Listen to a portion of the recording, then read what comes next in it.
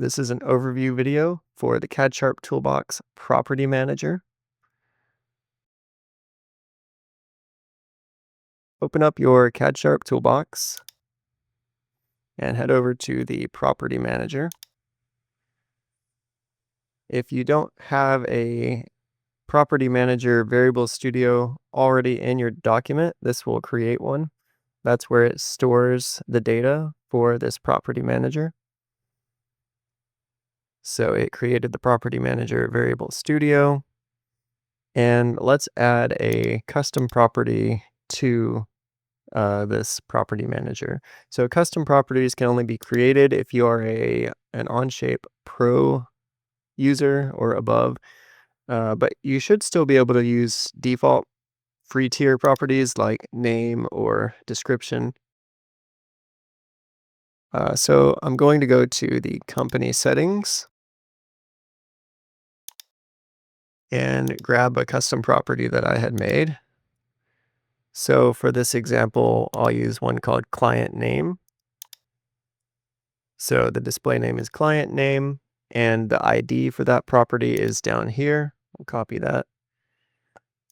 Now this is only for my company that I work for. So if you were doing this for your company, your own properties will have their own IDs. So we'll type that property name here. Client name, default value, Bob, and then the property ID that we just grabbed, and we'll click add. So once we hit add, this adds it to the variable studio, but it has not assigned those properties to any of these tabs yet. So if we click set all properties, it will update the tabs. So only the tabs. It's going to update the properties on each tab for these displayed documents. So if we right click this tab now and go to properties, it has the client name of Bob. Now it currently only does tabs. It doesn't do the parts within those tabs. We may push an update to give you some options here for doing deeper property managing. But for now, it's just doing the tabs themselves. So give us some feedback if you want more of that. So let's change this from Bob to something else. We'll edit and say Pasco, save. So it saves it to the variable studio. And then if we set all properties, now if we right click this and view the properties, there we go. It's now a Pasco. And let's add some more documents to this property manager. So I've got another example part here. We'll grab this URL and enter it into that.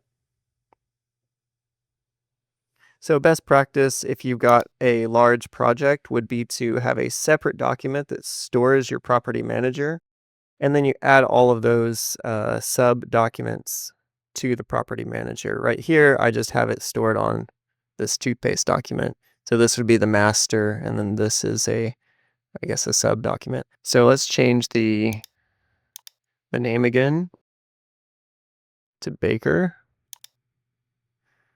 and set all properties. So that should change this one to Baker, and it did. And now if we go over to this other document and check this Part Studio, it is also Baker. So this is extremely useful if you have drawings, a bunch of different drawings or documents, and you need to update, let's say, the client name or one of your own custom properties for all of those drawings.